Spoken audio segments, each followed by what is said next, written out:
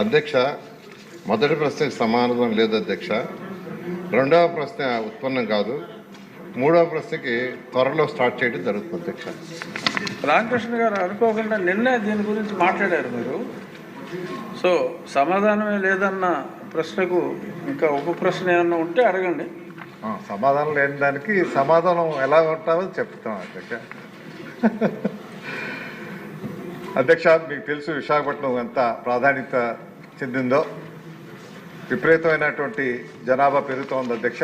అనకాపల్లి, భీమిలి 2 నియోజకవర్గాలకు సంబంధించి మున్సిపాలిటీస్ని విశాఖపట్నంలో మెచ్ చేయడం జరిగింది అధ్యక్ష. రాష్ట్ర విభజన తర్వాత మనకి రాష్ట్రానికి గ్రోత్ ఇంజినే విశాఖపట్నం, అనకాపల్లి జిల్లాల అధ్యక్ష. మెట్రో రైలు ఇప్పుడు తీసుకున్నది స్టీల్ ప్లాంట్ నుంచి, విశాఖ స్టీల్ ప్లాంట్ నుంచి అనకాపల్లికి ఏదైతే ఉందో అది 4 లేన్స్ ఉంది అధ్యక్ష. ఇప్పుడు సరిపోవట్లేదు, హెవీ ట్రాఫిక్ ఉంటుంది. దాన్ని 6 లేన్స్గా చేసేటువంటి అవకాశం ఉంది కాబట్టి అది ప్రభుత్వం ద్వారా, ఎందుకంటే ఇది సిటీకి సంబంధించింది కాబట్టి ప్రతిపాదనలు పంపించాల్సిందిగా మీ ద్వారా గౌరవ మంత్రి గారిని కోరుతున్నాం. గౌరవ మంత్రి గారు కూడా చాలా శ్రద్ధ తీసుకొని చేస్తున్నారు. రేపు సెషన్ అయిపోయి కూడా ఒక ప్రత్యేకమైనటువంటి సమావేశం అక్కడ శాసనసభ్యులతో విశాఖపట్నంలో కూడా పెట్టమని కోరాం అధ్యక్ష. మంత్రి గారు. అధ్యక్ష, విశాఖపట్నం మెట్రో రైలు చేసే ముందు డిపిఆర్ చేయమన్నారు అధ్యక్ష.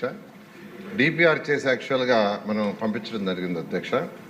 అయితే ఏ మెట్రో రైలుకైనా వాళ్ళు అడిగేది PHPDT, అంటే peak hour passenger per direction traffic.